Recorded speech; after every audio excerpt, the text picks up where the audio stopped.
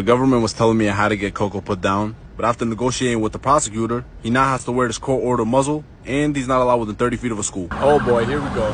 Here we go. Coco don't got his license. Wait, why is he zooming in on the passenger? Damn, he probably stole some chips from the wrong people. That's what he get. The Seagull Mafia got him walking on Cheetos. Got a few more minutes on the lasagna. I don't know what he waiting for though. Garfield build ass, small nose, big ear having that. Boy, your back got its own zip code. Yo, I ain't gonna lie, I be feeling bad every time I walk new Coco next to the old Coco's Muriel. RIP little Coco though. I know, but looking up at us.